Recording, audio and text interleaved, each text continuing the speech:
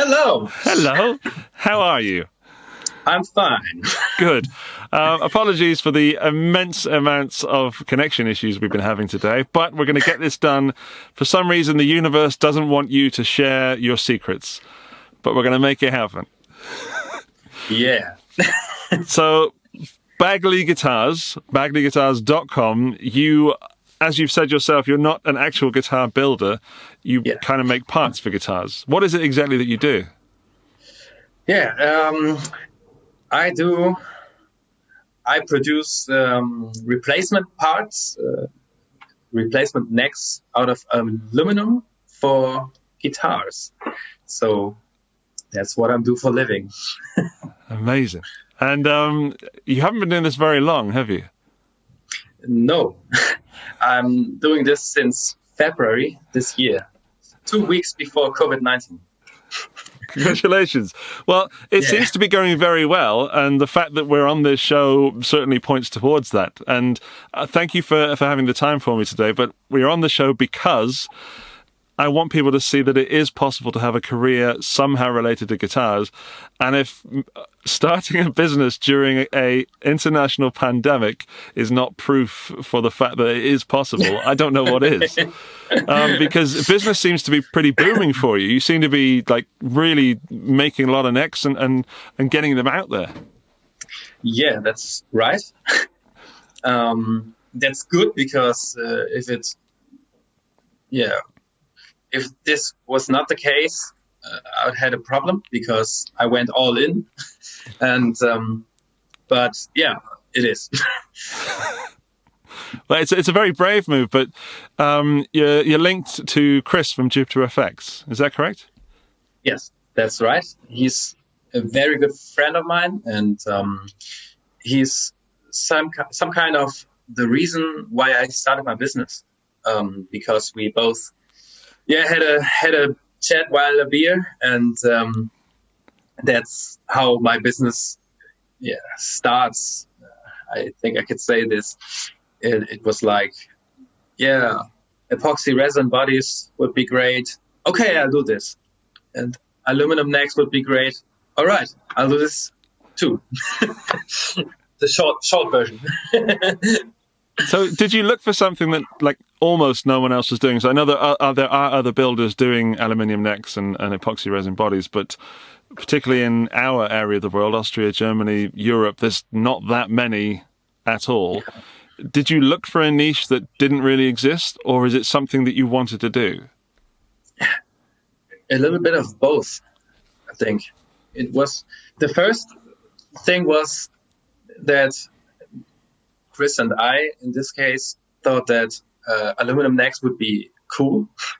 And after that, I thought, okay, it could work very good because there are not many people offering them. Mm-hmm. Because if you look global, there are a handful of builders, maybe 2 hands. Sorry if there are more of them, but I guess it's not pretty much spread in this world. So it's not well known, that's for sure. So you mainly build necks out of aluminium. Is it just one piece of aluminium? Do you just start chopping bits off and then you've got a neck, or how does it work? No, it's one piece of aluminum. Yeah, that's right. But I also mount parts like the frets. They are out of stainless steel, and the nuts are. I love stainless steel frets. Sorry, I was hoping you were going to say that. I hate them. Oh. Because, no, I love them too, but it's hard to work them. So I've heard, yes. Yeah, the nuts are out of brass, so it's not exactly 100% aluminum, but most of it. Why did you go for brass? Is that a tonal choice? Yeah, a tonal choice, a design choice. It's both of it. I didn't want to take plastic, and I wanted to have another color in it. So I didn't take aluminum, for example, or something else. And another reason is because they are available. My nuts are replaceable. They are original Fender specs. Mm-hmm. So if you maybe want to resell your neck after hundreds of years, you can easily change the nut if you worked it out for. Yeah.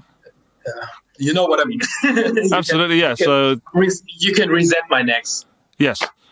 I like that. So it is a custom piece, but you set it to certain standard specifications so that, people can, I don't want to say repair them, but change them. And maybe if they want to go for a string gauge change, then they can do that themselves. What about the tuners? Are they standard?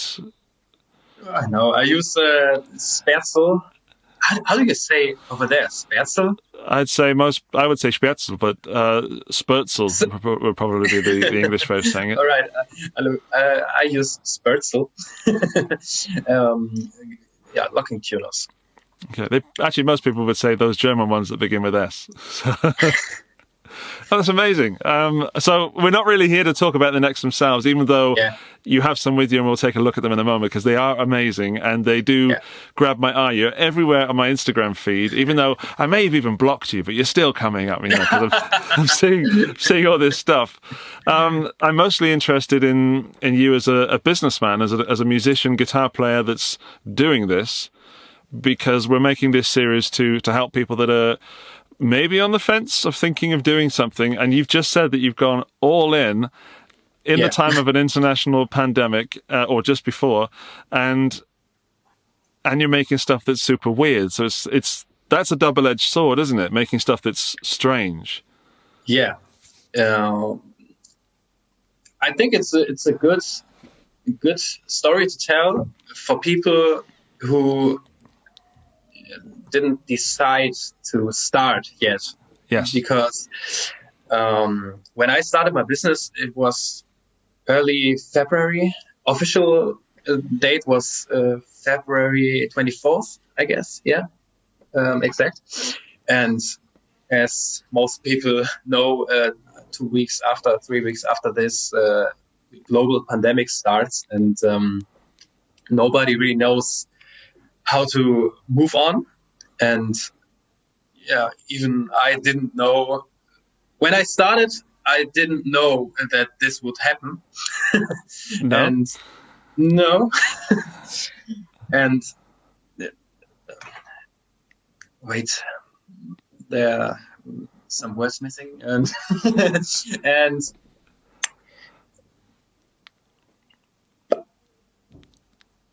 yeah, nice. Great. So it works out. It works out, even if there was a pandemic. And I guess that's a cool story, because worldwide people were in trouble, and even if I produce very niche products, there's still some people ordering them, and I guess it's a good maybe role model to do it as well, because I think it went good because I went all in and I did all the steps, and even if it was hard, I pushed myself to do it and do it and do it. There were two options when COVID-19 starts. Option one, cry and stop, or even work harder. And I did the second version, and it came out pretty well.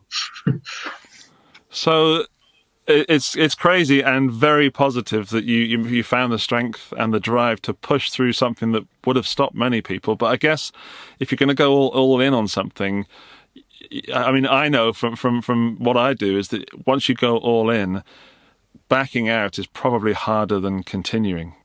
Of course. And also with the pandemic, what else would you have done? So you've already gone all in. It's either continue going or do nothing, and that's not an option, is it? Yeah, I mean, I have had jobs before, good jobs, but maybe it would have been hard to find a new one Yes. during this pandemic. That's right, yeah. What did you do before you started Baguley Guitars? Some people may know Lidl, the discounter. Yeah, Lidl, as Lidl. I would say. Yeah, Lidl.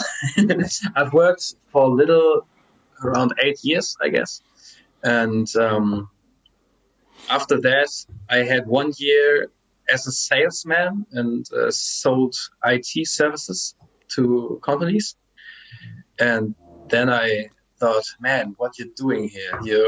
You're selling stuff that you don't like, and you're doing this for people who don't appreciate it, I would say, yeah, who don't appreciate it, and you give them much money, and you get not enough.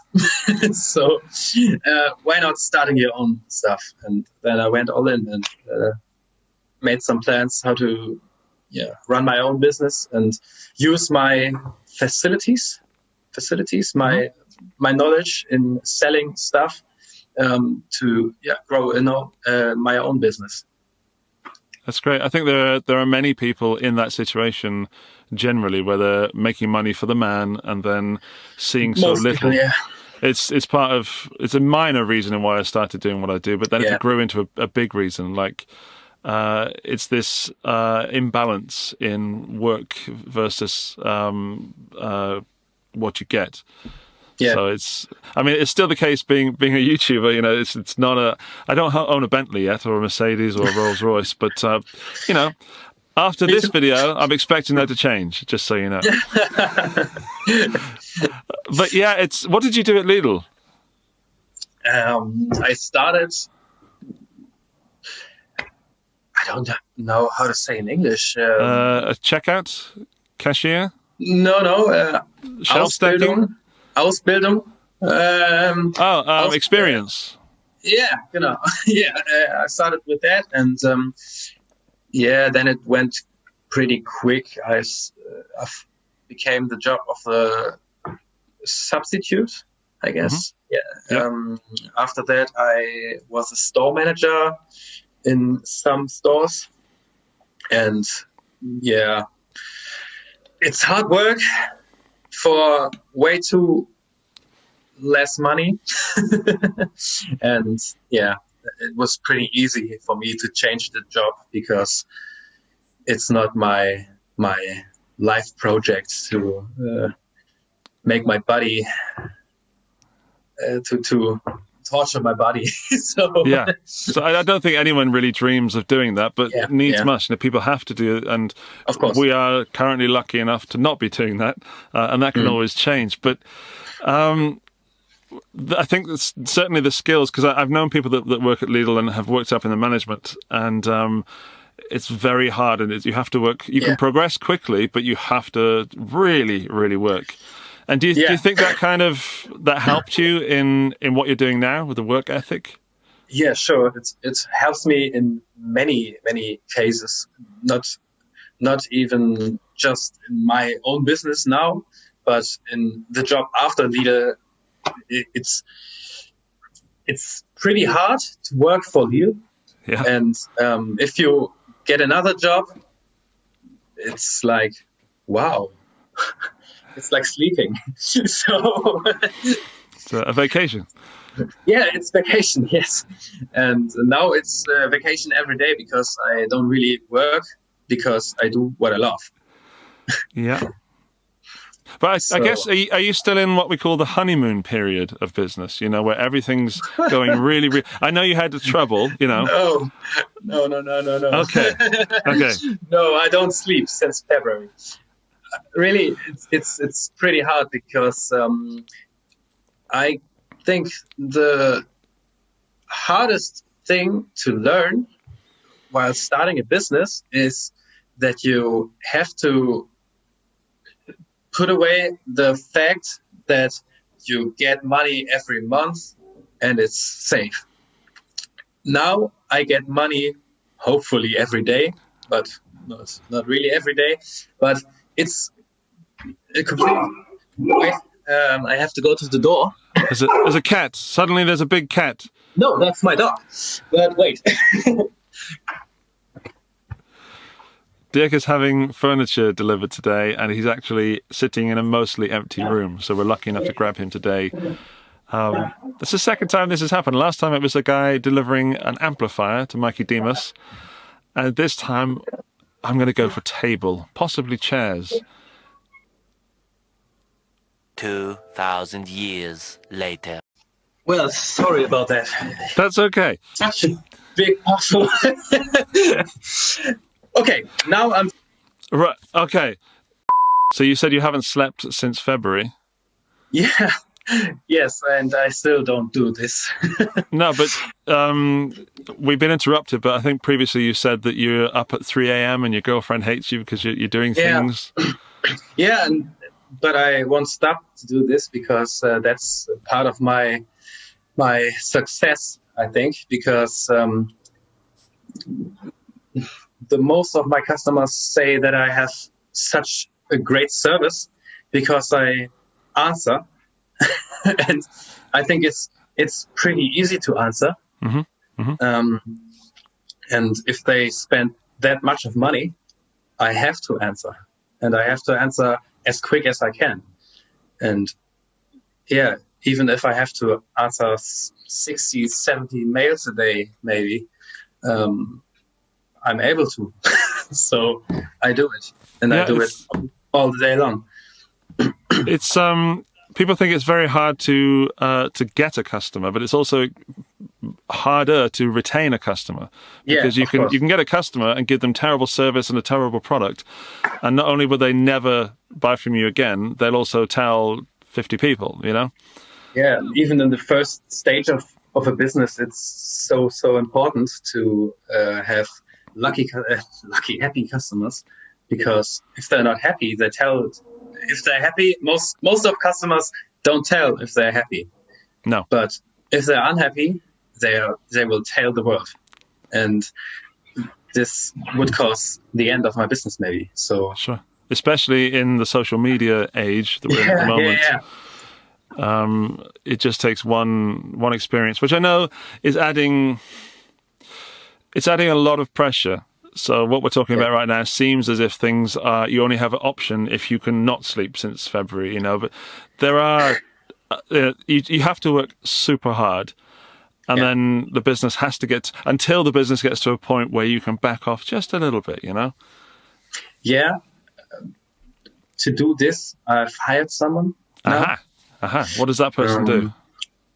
This person does everything he can to make my life easier, I would say, because I can't give him every job, but he's really good and he learns fast, so I can give him many jobs. So he sands my necks for me. He even polishes them. Not every neck, but he comes 2 days a week, and those 2 days are 2 days for me that I can answer emails way easier and make my paperwork that's stuck since February and do other things. So it's on a point that is not doable by one person if you want to make it good. So the only option was to hire someone for this. That's awesome. Your business is on fire, man. This is great. This is really good news. It's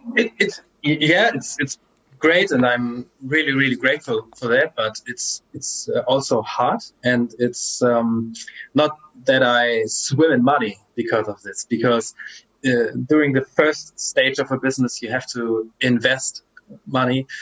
Man, I sold the first 15 necks, and it was like, okay, now I can build my workshop. Now I can produce necks in advance. I've produced now around 100 necks, and some of them were advanced. Now, not all of them, but I reinvested much money. That makes it easier in the future, but harder now because I can't live with refunds, but I don't want to, and I could not. It's the point. If every customer now refunds, goodbye. So it's a quite hard stage, but it's a good one. Yeah. Well, I hope that doesn't happen. Firstly, that would be really sad. If it does, then I'll just delete this video and pretend it never happened. But no, I really don't see that happening. Of course, you have to allow for a certain percentage of refunds and returns and stuff like that. Yeah. But you seem to be very educated and very what's the word? Very well planned. So I know there are surprises in businesses. Many. But you seem to be at least well prepared for things that might go wrong that I think other people may forget. Yes and no. Yeah, I know things could happen otherwise than I planned. Mm-hmm. But no, I'm not that person who plans every step, and I'm more or less a chaos guy in real life. Right. And that's not bad at all, because I can work like this and I can live like this. And that's the way I need it to be successful, because I need the pressure. And maybe that's a good point for me, that it's chaos if you sell into 23 countries, I guess, within 4 months. So it's chaos, because in the first stage I thought, yeah, I know every customer, and I know that this one wants a matte finish and this one wants a shiny finish. The first 20 necks, no problem. After 50 necks, man, I don't know. So. Sure. It's not up there, is it? It has to be in a file somewhere. Yeah, now I have files, but this one was hard for me, because I'm not the guy who makes Excel lists and makes to-do lists and so on. But now I'm learning this. I have to learn this. I hear you. I know exactly what you're saying. I'm quite actually lazy naturally, so I can't be lazy anymore. I've got 2 kids, I've got a house, I've got responsibilities, I've got this crazy job that I do, that I'm also international. And when you said that, when I knew that you were in Germany, I'm like, yes, same time zone. I don't have to talk and converse with someone at 1 o'clock in the morning, and it's a little easier. But yeah, I totally get it with what you're saying. It makes absolute sense that it's a very quick way to learn about yourself, isn't it? Yeah, it is. So let's get some standard questions in there. What's the thing you love most about your job? It's getting appreciated for what I do by the right persons, I guess. That's one point of many, but that's great, because in the most normal jobs, that's not the fact. You do things good at your day job, and maybe they say great or well done, but afterwards nobody says thank you again. And I really like the fact that customers write me that they love my work and they really appreciate what I do, and that it's inspiring for them. And that's great. If I can give people things they wouldn't be able to have if there was no me. I love it. So you're not just doing this for money, that's very clear. If you were just doing something for money, you wouldn't be building guitar necks, you'd be doing something else. No, it's not because of the money. I mean, everyone needs money, and it's cool and great to get money for doing what you love. But it's not the only fact why I do this. There are many jobs in this world. You can get money as well and have way less stress. Yeah. But you, as you've described already, you don't have that freedom, but also that pressure that is. I was talking to somebody else recently, Enrico from KMA Audio Machines, also in Germany, and we were talking about stress and pressure. And he was telling me how he's changed his way of working recently. And he's much further in his business journey than you are, and also I. And he has learned he reached a point where he was working so hard and putting that pressure on because he enjoyed pressure that it was too much, and that there is a point at which it is too much. And now he views that stress, that pressure as planning and good motivation rather than stress. So every time he gets stressed, he realizes that he needs to apply some kind of system to reduce that stress, but use that energy to motivate himself. So I think if you are on a point that you had most of the cases during your journey, your brain learns. It knows that it's like you're in a normal job and every month I get my some X money. And if you are self-employed for, I think, 2 or 3 years, and you know that there are ups and downs, and if there's a down, there will be an up, because there's no reason that it will stop now. It will be much easier to don't let the stress overcome you. Mm-hmm. If you learned out of the times. Yeah. I get your point. I'm not at this point, so. No, I can tell, but it's nice. Again, you seem to be rather. You say you weren't, but you seem to be rather planned, and you seem to be predicting the future. And I guess there has to be some element of luck involved with how fast you've grown and how successful it's been so far.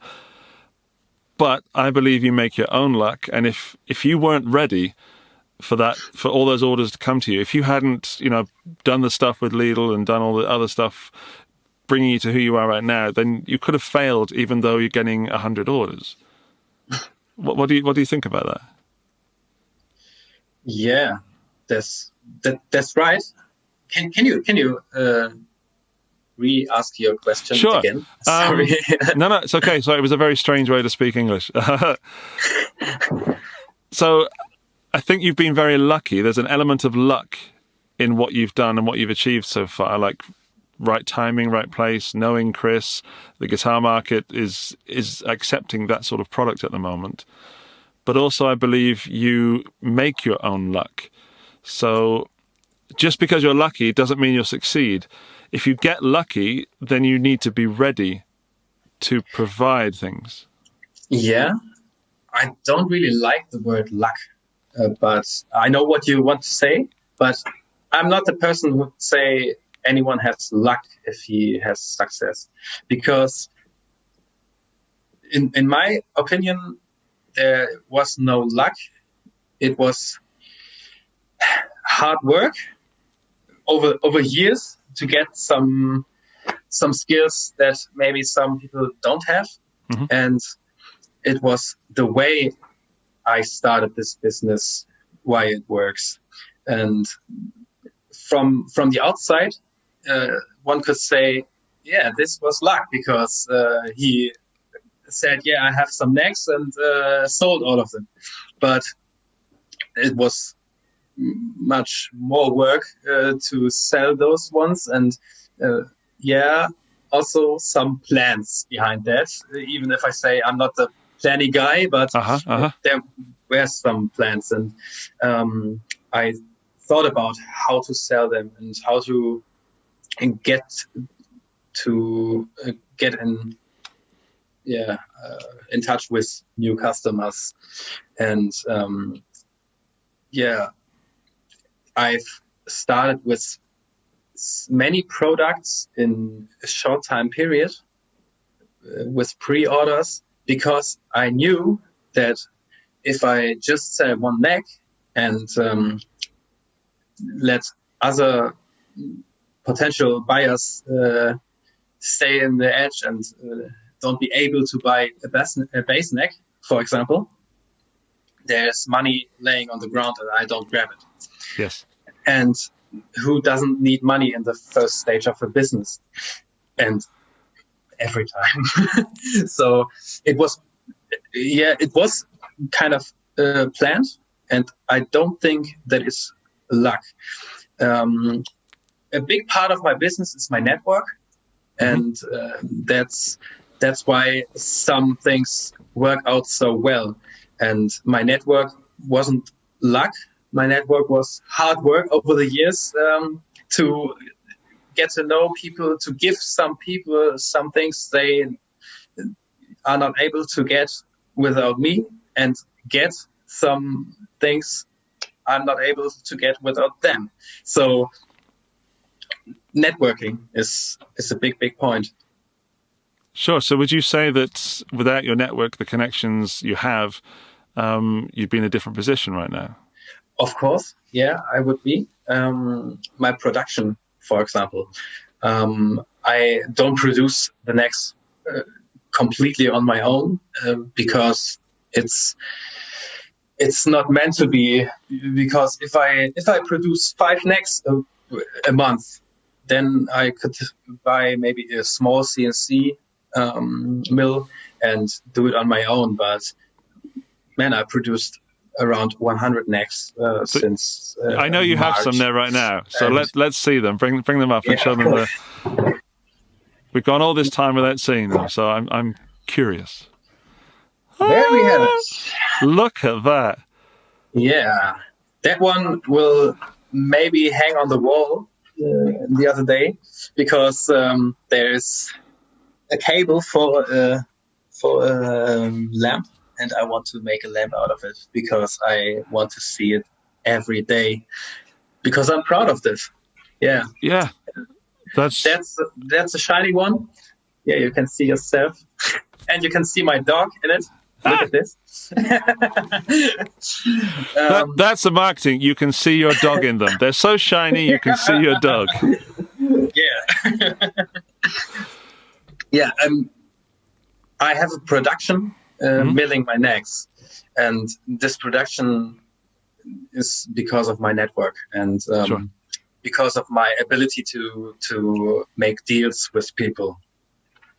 In a normal way, you go to someone with very big CNC machines that cost around $500,000 and say, "Hey, I want to have one guitar neck." And he says, "Yeah, €1,000 because it's one piece, and I normally just mill things for Airbus." And I'm able to connect with people and make some deals and let them know that if they work with me, the future could be good, because both parties could have some benefits out of it. Sure. And that's why my production partner works with me, and that's my kind of networking. Yeah. It's no different for me. Whenever I start working with someone who's producing a product or whatever it is, I'm always interested in long-term relationships, because the energy you have to put into getting to know someone and getting that element of trust and the mutual benefit, it's a lot of energy that gets expended in that first figuring each other out. So I'm not really interested in working with someone once. I want to, have a relationship with that person or those people. And of course, the benefits for that are enormous. And then you create this community. And of course, you've created a community with Chris from Jupiter FX. Yeah. And I'm sure you seem like the kind of guys that would welcome a third company, if it fitted with what you do. Already working on it. But see, great. No. But what I mean is that yes, you're self-employed, and yes, you're on your own journey. But it's so nice to have other people that are doing the same thing near you. Yeah, it's great. In my case, most of my best friends work in their own shops or in their own businesses, and even even local, they are on the same spot. So we have Chris and I share a really big workspace together. We both have his own workshop, but we took a wall and make a hole in it. And now we have one big workshop. And another best friend has a tattoo shop next to us. And the girlfriend of Chris works at the tattoo shop, for example. And yeah, it's great to have people around you that share the same spirit. Yes. That's inspiring, and that it's better than if you tell your friends, yeah, I want to produce aluminum necks. And they say, yeah, if this would be such a great idea, why nobody does this? And that's why most ideas remain ideas. Because people hear what other people say and don't try it because they think, yeah, they might be right. And it's too risky, for example. But if you never risk, you never win. It's very easy to kill someone's dream in those initial stages. Yeah, yeah. If he's not... I wouldn't say that, because if many people told me that that's not a good idea, and I would never sell necks or many necks, but I don't give a shit because they don't have my drive. The reason why other people don't do this is that other people don't have the drive like me, or in this case, that's my opinion. Mm-hmm. That's what I say to them, and that's what other people with the idea to start a maybe guitar-related business should say. All the people that say, yeah, that won't work. So we're talking. What I'm getting from this conversation so far is that you have to have that inner drive and that self-belief. Yeah. You have to have the ability to work super hard and super long hours, but that's linked to your drive and your belief, and you have to have connections and a good idea. Yeah. Is that what would you agree? Yeah, exactly. Yeah, of course. Of course, it's not like if you have an idea, you will have success. That's not possible. If it's a good idea, you won't have the guaranteed success at all. But if you have some of those points and start something, it's easier, maybe, or not easier, but it's smoother. Yeah. I don't know how to say. It's not easier, but it's wahrscheinlicher. Yeah, we could say smoother. We could say simpler, because something that's simple is not easy, or it's at least it's simpler. Yeah. Yeah. Just because it's simple doesn't make it easy. They almost mean the same, but they don't. You need to have some skills and some things to start, but sure. You don't have to have everything of it. I think you can compensate many things with your network. For example, I'm not able to produce 100 necks in 4 months, but someone else is. And why shouldn't he do it? It costs me more than when I do it on my own. Yes. But it's more efficient. Yes. And I'm not able to make an CAD design of my necks. But there's someone who can do it for me. And there's something I can do for him. So that's what I mean. You don't have to have everything, but you have to know how to compensate your missing skills.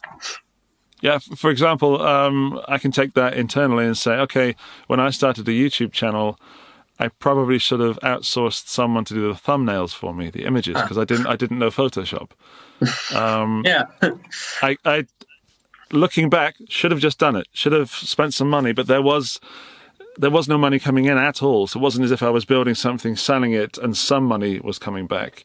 I was seeing nothing financial, so I couldn't actually. I didn't put myself in a position. I can't say I couldn't. I did not put myself in a position where I could financially pay someone to do something for me.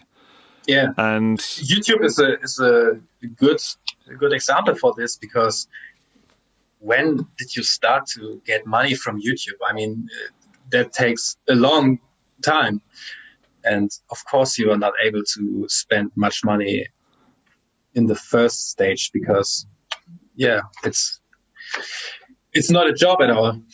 It isn't. It's just it's something that requires work, but it is not a job. Yeah.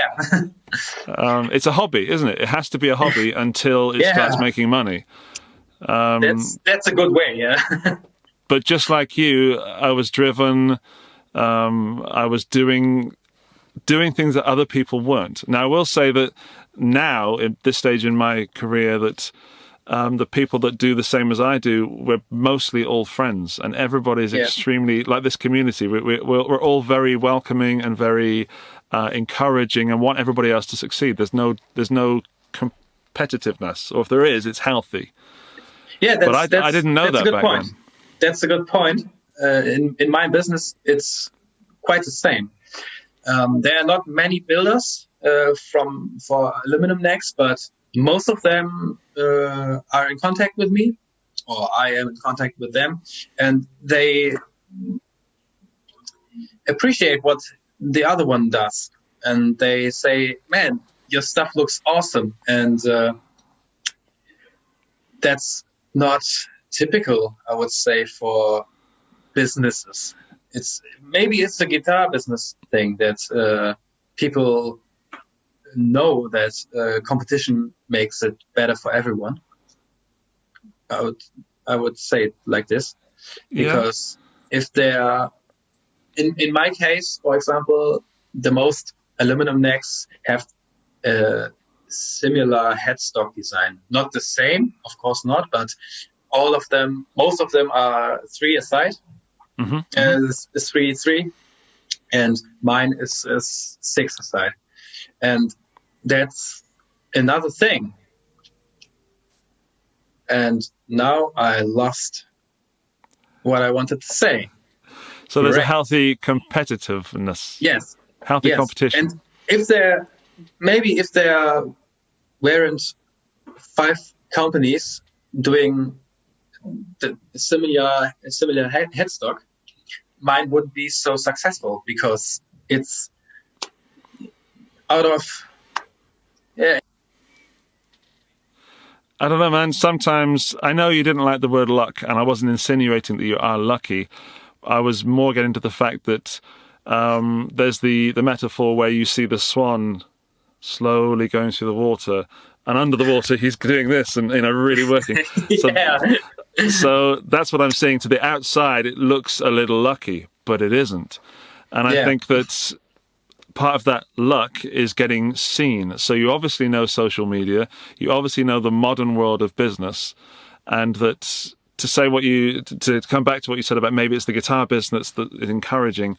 I think it's more the modern age of business. So old way would be, I open a shop, a supermarket or a grocery store, a small shop, and you open one on the next street. Of course we're not going to be friends, because you're taking food off my table in the same village.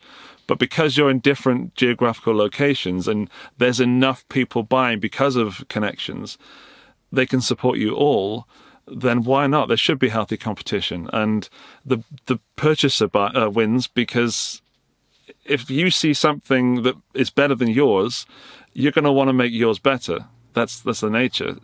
So then the customer says, okay, they're both really good. And then it might just be a matter of preference. They might just like yours for some reason, or somebody else's for some reason that you can't control. And that's why healthy competition is extremely important and helps us, I think. Yeah, for sure. That's right. I went off on a little speech there. Sorry about that. And that's why. That's the secret to everything. And I know it all.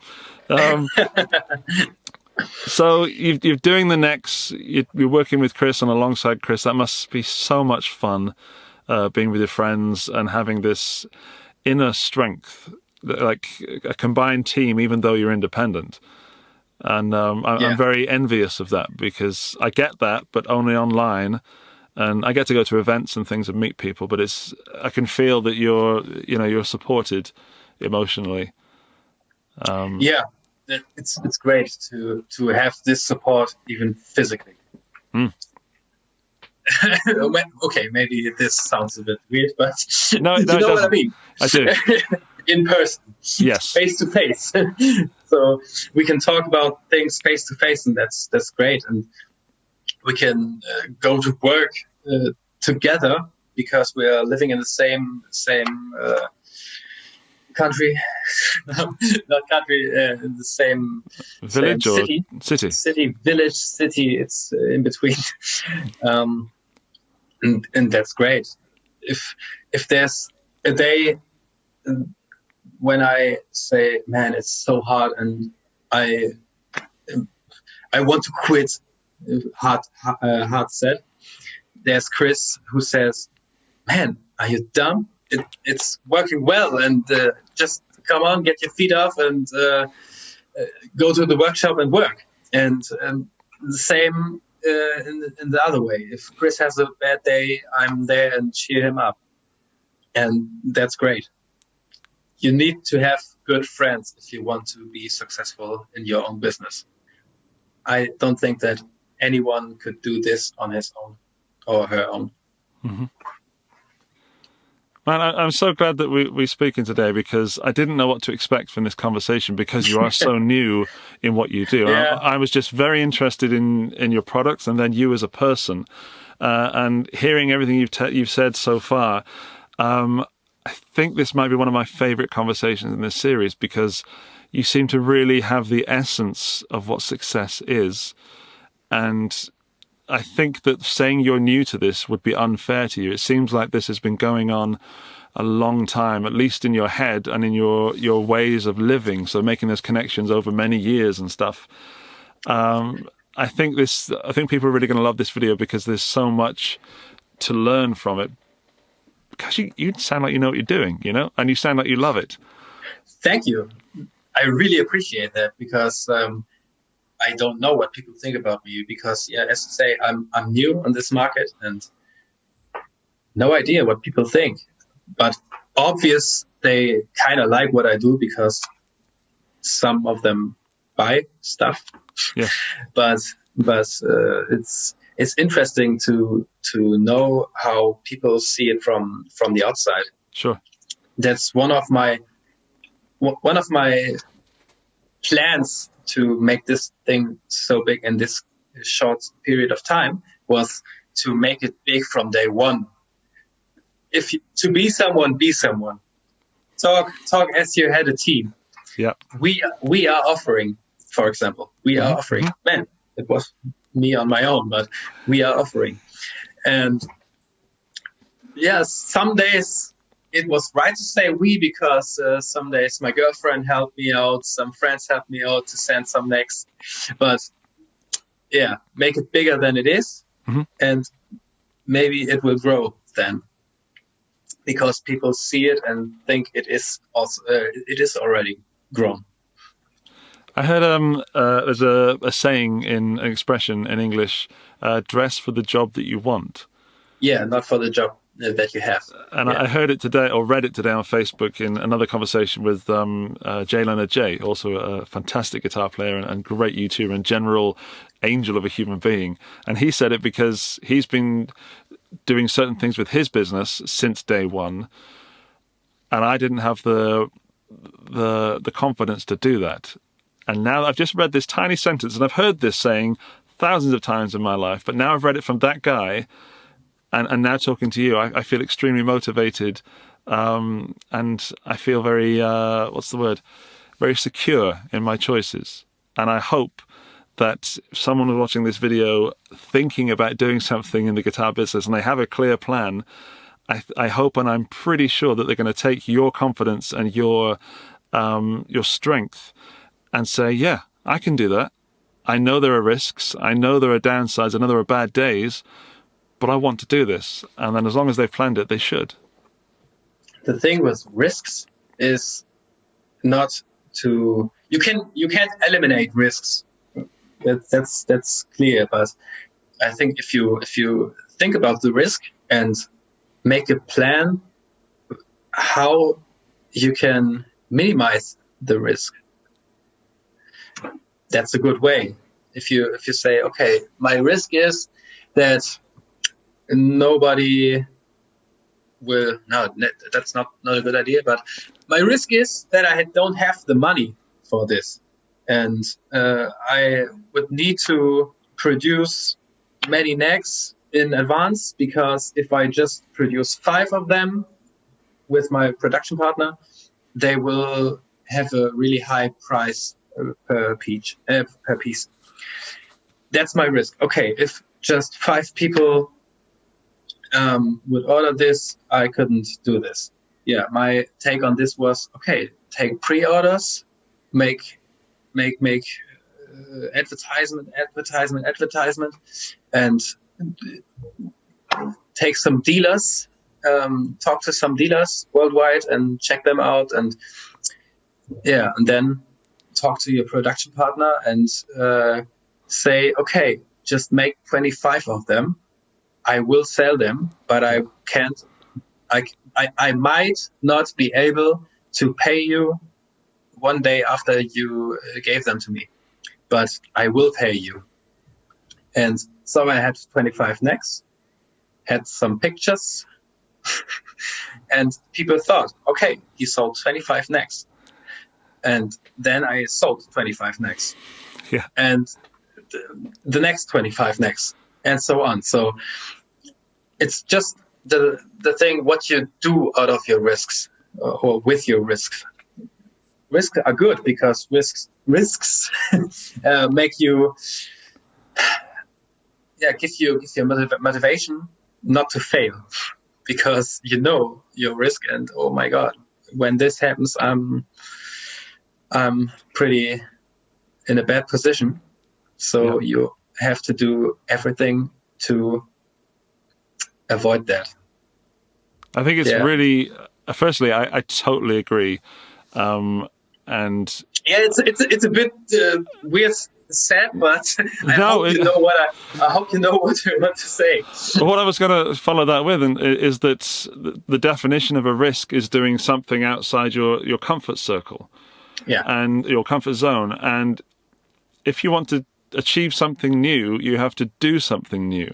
Because if you are in a job where you're unhappy, working for a supermarket or something, it can be warm, it can be comfortable. Even though you might hate it, you're getting that money and you're paying for a TV thing or an internet thing every month to make you happy. So like Netflix, okay, I'll chill out with a few beers and because I hate my job.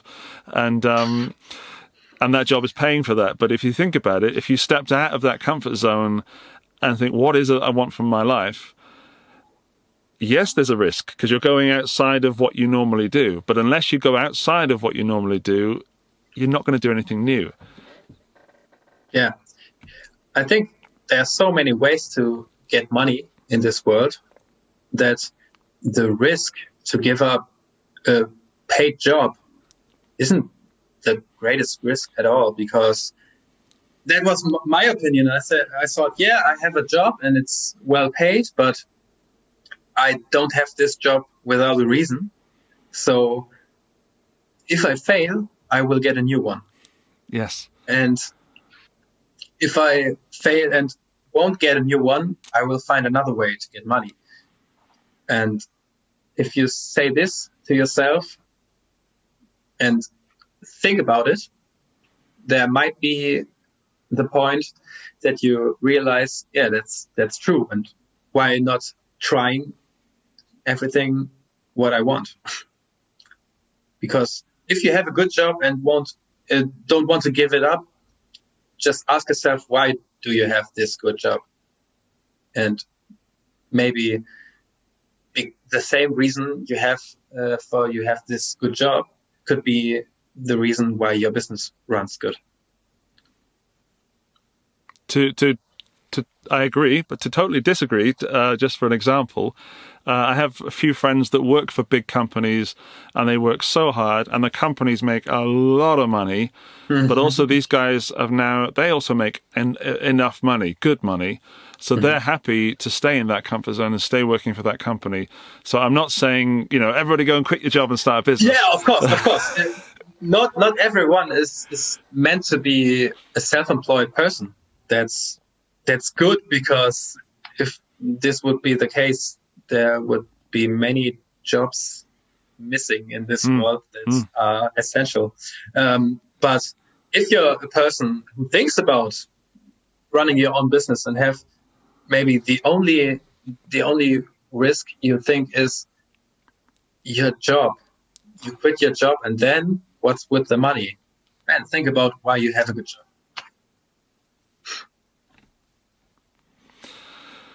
Dirk, thank you so much for your time, man. It's I kind of want to come over and hug you. It's that kind of conversation. That's a quite different interview from other interviews, I guess, and I hope that there's some points that might be helpful for people. Absolutely. Again, I'm very pleased to be able to talk to everybody that I do in this series. There are the same themes that are coming up over and over again, but everybody has a different way to explain those themes, like the working hard or the believing in yourself or whatever, or do it or don't do it, And hopefully someone, maybe you, will strike someone watching this in the right way that they have that confidence to do it. But I think that today you have a high number of people that will be taking everything you said and applying that to their day-to-day life. I think I've really enjoyed this conversation. It's been great. Thank you. I enjoyed it too. Good. It took us a while to get here. We had so many internet connection problems. And I'll be honest, at one point I thought this isn't going to work. So I'm so glad that it did. Me too. I lost my GoPro on the way. I lost my internet connection. You lost your internet connection. But here we are. I hope that the video is cut with. That we'll worry about that another day. At the very least, you've inspired me. You've reached one person. So I will put links to your website underneath, bagleyguitars.com. Instagram, that'll be under there as well if you so wish. Anything else you'd want to say someone, just to give a quick plug or some more advice before we leave? If you have a great idea and you think it's a great idea, talk to some people. And if they say, yeah, it's a great idea, then do it. And if they say, man, that won't work, then try it. I love it.